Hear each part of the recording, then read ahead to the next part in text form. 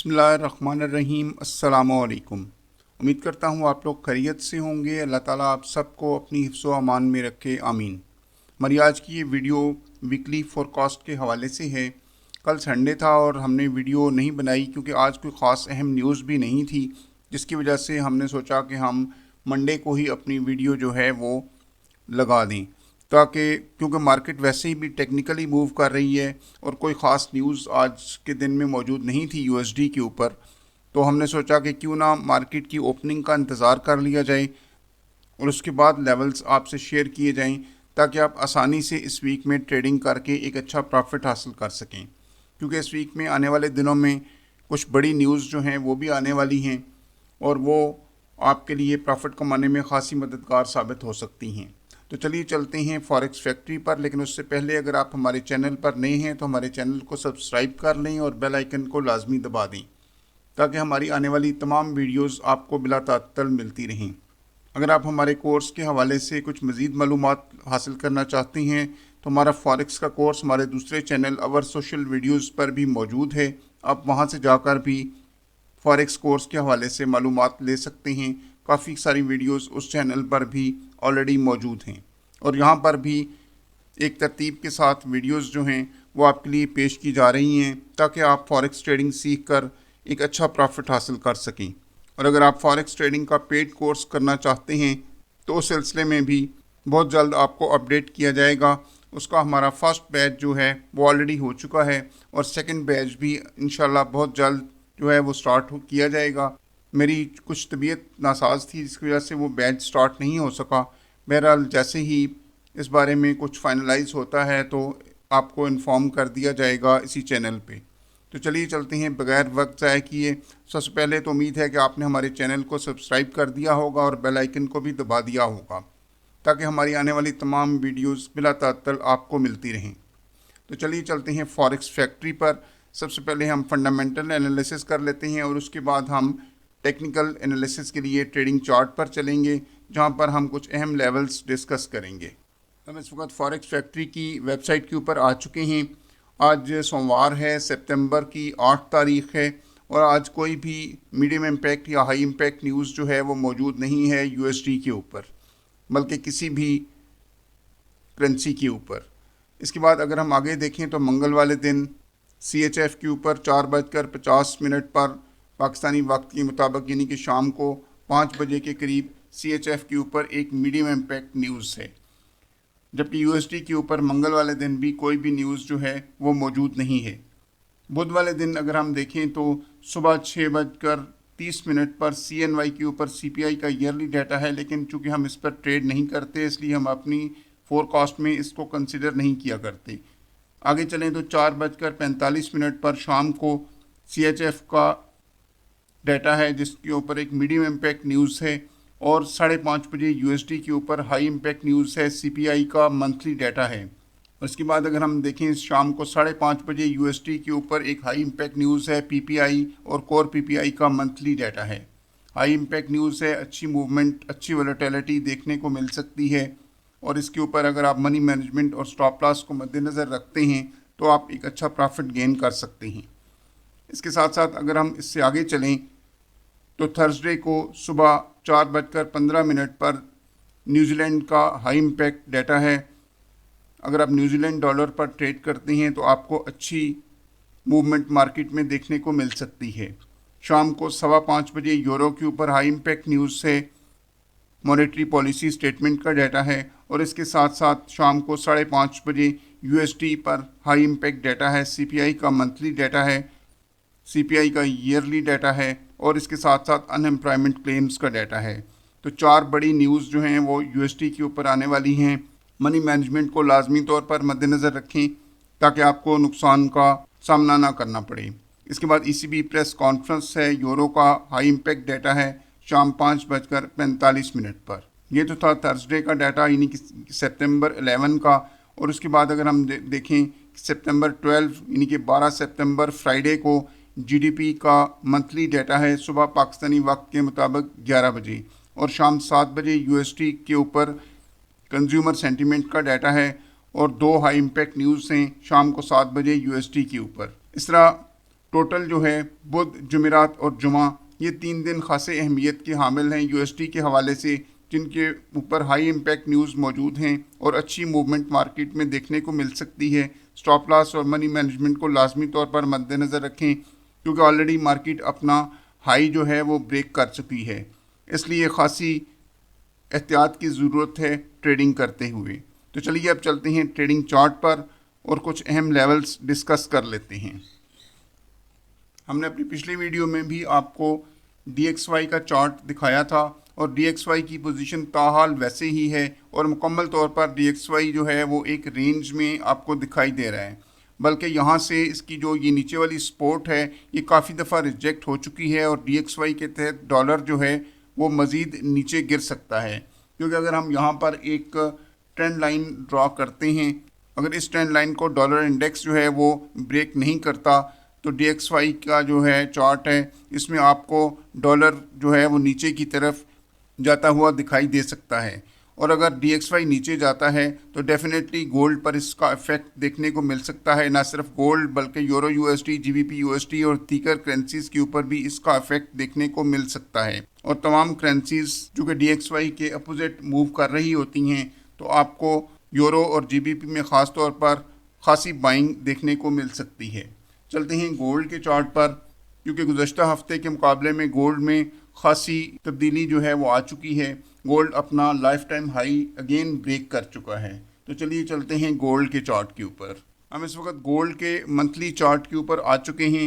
सबसे पहले तो हम इसको देख लेते हैं कि हमने गोल्ड का जो हाई है उसको हमने मार्क करना है और ये गोल्ड का जो लाइफ टाइम हाई है नया, उसको हम सबसे पहले मार्क करते हैं और देखते हैं कि उसकी वैल्यूज़ क्या हैं। तो ये हमने गोल्ड का लाइफ टाइम हाई जो है उसको मार्क किया है और उसकी जो वैल्यूज़ हैं वो हम एग्जैक्ट आपको बताते हैं कि उसकी वैल्यूज़ क्या हैं। अगर हम इसको थोड़ा सा मज़ीद एडजस्ट कर लें इस तरीके से, तो इस वक्त गोल्ड जो है वो तकरीबन 3625 तक का हाई जो है वो लगा चुका है और एक बार फिर मुकम्मल तौर पर एक बाइंग स्ट्रक्चर में ही मौजूद है। ये गोल्ड की मंथली कैंडल आपके सामने दिखाई दे रही है और यहाँ पर ये वाली जो एक डोजी कैंडल पिछले से पिछले मंथ में बनी थी उसको मार्केट ने बिल्कुल रिस्पेक्ट नहीं दी और मार्केट जो है गुज़श्ता मंथ में भी बाय हुआ और इस मंथ में जैसे ही ये मंथ शुरू हुआ है तो मार्केट जो है वो मुकम्मल तौर पर एक बाइंग स्ट्रक्चर में है और अपना गुज़श्ता हाई 3500 का ब्रेक करते हुए 3600 को भी ब्रेक करते हुए 3525 के ऊपर, बल्कि 3625 के ऊपर जो है वो मौजूद है। 3600 का लाइफ टाइम हाई मार्केट इस वक्त ब्रेक कर चुकी है। तो हमने इसमें ट्रेड किस तरीके से करनी है, क्या हमें यहाँ पर सेल की ट्रेड करनी होगी या हमें यहाँ से बाइंग की ट्रेड करनी होगी, ये सब चीज़ें हम डिस्कस करते हैं छोटे टाइम फ्रेम में जाकर। तो सबसे पहले हम वीकली टाइम फ्रेम में चलते हैं। वीकली टाइम फ्रेम में हमारे पास ये वाली एक सपोर्ट बनी थी जिसके ऊपर आप अगर देखें तो यहाँ से मार्केट ने तकरीबन 7 वीक्स तक इसको सपोर्ट बनाए रखा और यहाँ से मार्केट जो है वो इसको ब्रेक नहीं कर पाई। 2-3 दफ़ा मार्केट ये देखें, अगर यहाँ पे आप देखें तो मार्केट ने इसको ब्रेक किया और अगेन मार्केट ने जो अपनी वीकली क्लोजिंग दी वो इस सपोर्ट लाइन के ऊपर दी और उसके बाद लास्ट 2 वीक से मार्केट मुकम्मल तौर पर एक बाइंग स्ट्रक्चर में मौजूद है। लास्ट वीक में जो अगर हमने वीडियो बनाई थी वो अगर आपने देखी है तो ठीक है, अगर नहीं देखी तो आप उसको भी देख लें, क्योंकि इसमें हमने बताया था कि मार्केट अपना जो है ये वीकली हाई जो है ये ब्रेक कर चुकी है और अब देखना ये है कि क्या मार्केट यहाँ से इसको ये फेक ब्रेकआउट साबित करती है या मार्केट यहाँ से ऊपर की तरफ चलते हुए अपना हाई ब्रेक कर जाती है। ये मार्केट का गुज़श्ता हाई था जहाँ पर ये रेड लाइन हमने लगा रखी थी और गुज़श्ता हाई जो था वो 3500 था। 3500 को मार्केट ने एग्रेसिव तरीके से ब्रेक किया है, बल्कि न सिर्फ 3500 को ब्रेक किया है बल्कि अगर आप यहाँ पर देखें तो 3600 को भी मार्केट ब्रेक करके इस वक्त तकरीबन 3625 के ऊपर मार्केट मौजूद है। वीकली में भी हम यहाँ पर एक लाइन ड्रॉ कर लेते हैं ताकि हम इसको भी मार्क कर लें। तो ये हमने इसको भी यहाँ पर जो है वो मार्क कर लिया है। वीकली टाइम फ्रेम में भी ये इस वक्त हमारी लाइफ टाइम हाई के ऊपर जो है ये लाइन लगी हुई है। उसके बाद हम चलते हैं छोटे टाइम फ्रेम में और मार्केट को मज़ीद समझने की कोशिश करते हैं। जैसा कि आपको मालूम है कि हमारी ये वाली जो ट्रेंड लाइन है ये काफ़ी पुरानी यहाँ पर लगी हुई है और उसके बाद तकरीबन 2 वीक से ये ट्रेंड लाइन लगी हुई है। और ये वाली जो ट्रेंड लाइन है ये तो हमारी बहुत ज़्यादा पुरानी ट्रेंड लाइन जो है वो मौजूद है। जो नीचे वाली ट्रेंड लाइन है, ये वाली ट्रेंड लाइन, इस ट्रेंड लाइन को अगर आप देखें तो इसको मार्केट ने 2 बार टैप किया और उसके बाद मार्केट यहाँ से एक बाइंग स्ट्रक्चर बनाती हुई ऊपर की तरफ गई और हमारा जो हाई लेवल था 3440 वाला, उसको मार्केट ने ब्रेक किया और देन 3460 वाले लेवल को भी ब्रेक करके मार्केट 3500 की तरफ मूव हुई। ये जो गैप आपको यहाँ पर मार्केट के अंदर नज़र आ रहा है, ये तकरीबन 4 से 5 दिन पहले यहाँ पर गैप बना, लेकिन जो है हर चार्ट के ऊपर ये गैप दिखाई नहीं देता। मुख्तलिफ चार्ट्स के ऊपर मुख्तलिफ वैल्यूज़ शो होती हैं, इसलिए बाज़ चार्ट्स के ऊपर ये गैप जो है वो दिखाई नहीं दे रहा। अगर तमाम चार्ट्स के ऊपर ये गैप दिखाई दे तो फिर उस गैप को कवर करने के लिए मार्केट लाजमी तौर पर मूव करती है, लेकिन हर चार्ट के ऊपर चूँकि ये गैप दिखाई नहीं दे रहा, इसलिए इसका कवर करना मार्केट के लिए अब ज़रूरी नहीं था। लेकिन ऊपर वाला जो एक फेयर वैल्यू गैप यहाँ पर बना है, इसको मार्केट किसी भी वक्त फिल करने के लिए नीचे आ सकती है, जो कि 3500 के लेवल के ऊपर है, और 3500 को किसी भी वक्त मार्केट टैप करने के लिए नीचे आ सकती है। मज़ीद चलते हैं H4 के टाइम फ्रेम में। हमारे पास अभी जो मेन लेवल्स हैं जहां तक मार्केट जो है वो नीचे आ सकती है, वो 3500 का लेवल है डे 1 के हिसाब से, और दूसरा लेवल भी हमारे पास जो निकल कर आता है वो तकरीबन ये वाला लेवल निकल कर आता है, जो कि 3550 का लेवल है। तो इनको हम मज़ीद बारीकी से देखने के लिए चलते हैं H4 के टाइम फ्रेम में, ताकि हम अच्छी तरीके से इसको स्टडी कर सकें। H4 के टाइम फ्रेम में जो गुज़श्ता लेवल्स हमने लगा रखे थे, उन लेवल्स को हम यहाँ से डिलीट कर देते हैं, ताकि आपको किसी किस्म की कन्फ्यूजन जो है वो ना रहे। लेकिन ये देखें कि ये जो लेवल्स हमने लगाए थे, इन्हीं लेवल्स के मुताबिक मार्केट ने यहाँ से अपना बाई का लेवल ब्रेक किया है और मार्केट बाइंग स्ट्रक्चर में गई है।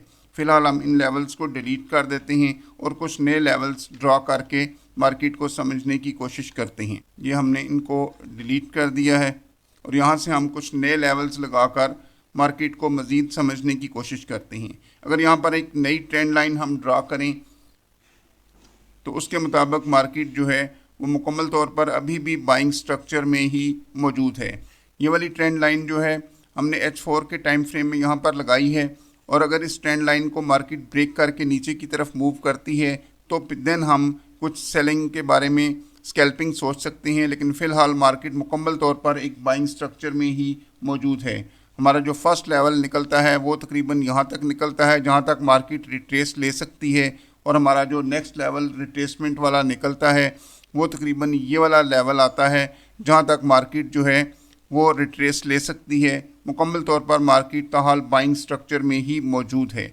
और उसके बाद हमारा ये वाला लेवल है जो कि हमारा 3500 लेवल वाला लेवल है। गुज़श्ता जो हमारा हाई था वो लेवल है जहाँ तक मार्केट जो है वो रिट्रेस ले सकती है।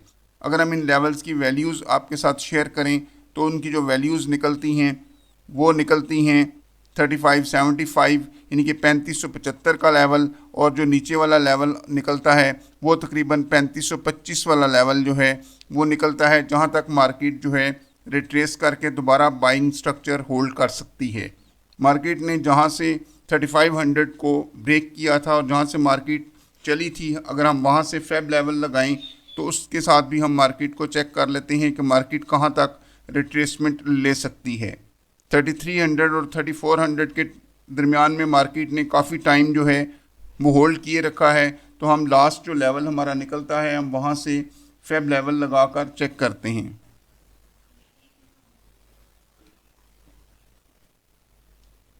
ये अगर हम फेब लेवल लगाएं तो यहाँ पर हमारे पास जो लेवल निकल कर आ रहे हैं वो भी, ये अगर 60% वाले लेवल को हम देखें तो 60% वाला जो लेवल है वो यहाँ पर निकल कर आ रहा है।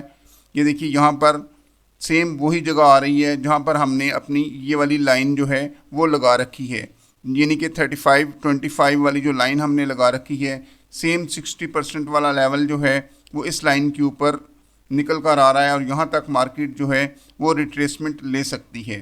क्योंकि एग्रेसिव मूवमेंट हुई है तो 38% के ऊपर भी मार्केट दोबारा रिट्रेसमेंट ले सकती है, और 38% वाला जो लेवल है, जो जोन बनता है वो यही जोन बनता है जो कि 3575 वाला जोन है। तो यहाँ से मार्केट रिट्रेसमेंट ले सकती है, या मार्केट जो है वो 35.25 से रिट्रेसमेंट ले सकती है। इसके बीच में 50% वाला लेवल भी बहुत ज़्यादा अहमियत का हामिल है। अगर हम इसको भी यहाँ पर मार्क कर लें तो ये वाला लेवल भी ख़ासी अहमियत का हामिल है। हम इसके ऊपर भी एक लाइन ड्रॉ करते हैं।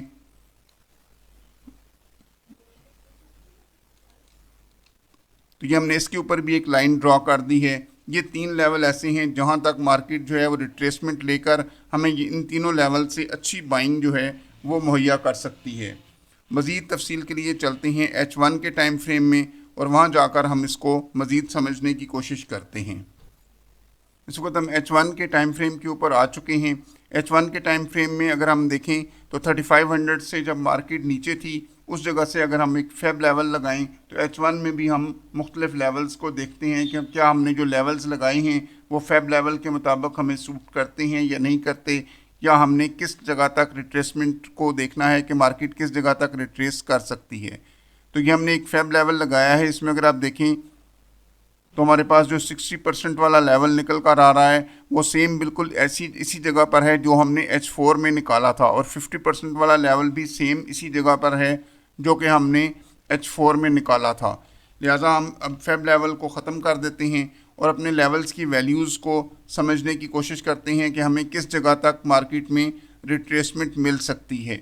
सबसे पहले तो हमारे पास ये लेवल है जो कि 3575 वाला लेवल है। इसके अलावा हमारे पास जो लेवल है वो 3550 वाला लेवल है, और उसके बाद हमारे पास जो लेवल है वो 3525 वाला लेवल है। लेकिन मार्केट जो है क्या इन लेवल तक नीचे आएगी ये तो आने वाला वक्त ही बताएगा। लेकिन मार्केट जो है फ़िलहाल मुकम्मल तौर पर एक बाइंग स्ट्रक्चर में ही मौजूद है, और इसके अलावा भी हमारे पास जो है वो H1 में एक लेवल निकल कर आ रहा है जो कि हमारा ये वाला लेवल है। अगर हम इसको 15 मिनट्स में ट्रेड करना चाहते हैं तो सबसे पहले इस लेवल को लाजमी हमें देखना होगा, क्योंकि मार्केट हमें इस लेवल से भी बाइंग मुहैया कर सकती है। और ये वाला लेवल जो है वो 3600 का लेवल है। 3600 के लेवल से भी मार्केट हमें दोबारा से एक अच्छी बाइंग जो है वो मुहैया कर सकती है। अगर हम इसको इस तरीके से देखें तो ये तकरीबन 3598 से लेके 3600 बल्कि 3597 से लेके 3600 का जोन जो है वो तकरीबन बन रहा है, और इस जोन के ऊपर मार्केट जो है हमें दोबारा अच्छी बाइंग जो है वो मुहैया कर सकती है। अब देखना यह है कि क्या मार्केट 3625 को ब्रेक करके ऊपर जाकर क्लोजिंग देती है, या मार्केट हमें इस जगह से अच्छी बाइंग जो है वो मुहैया करती है। अगर मार्केट अपना हाई ब्रेक करके हमें रीटेस्ट फ्राहम करती है तो हम वहाँ से भी बाय करेंगे, और अगर मार्केट नीचे आती है तो हमारे पास 3600, 3575, 3550 और 3525 ये 4 लेवल्स हमारे पास मौजूद हैं जहाँ से हमें अच्छी बाइंग जो है वो मिल सकती है, और हम अच्छी बाइंग करके एक अच्छा प्रॉफिट हासिल कर सकते हैं। लेकिन अगर मार्केट अपना अगेन हाई ब्रेक करती है तो उसके रीटेस्ट के ऊपर हम अगेन बाय कर सकते हैं। याद रखें हर डिप से आपने फ़िलहाल बाय करना है। फ़िलहाल कोई भी सेलिंग की गुंजाइश मौजूद नहीं है जब तक मार्केट नीचे आते हुए 3500 को ब्रेक करके नीचे नहीं आती। उस वक्त तक हम सेलिंग की तरफ नहीं सोच सकते। साथ साथ हम आपको अपडेट भी करते जाएंगे। फ़िलहाल आप हर डिप से बाय कर सकते हैं, और स्कैल्पिंग के तौर पर आप जो नीचे हमने लेवल आपको बताए हैं उस लेवल तक स्टॉप लॉस और मनी मैनेजमेंट को मद्देनज़र रखते हुए छोटे टाइम फ्रेम में छोटे लॉट साइज़ के साथ छोटी मोटी सेल भी कर सकते हैं। लेकिन सेल यहाँ पर बहुत रिस्की है। आप बाइंग में ही बैठें और वेट करके ट्रेड करें तो यही सबसे बेहतर होगा। मिलते हैं अगली वीडियो में। अब तक के लिए इजाज़त चाहूँगा। अल्लाह हाफ़िज़।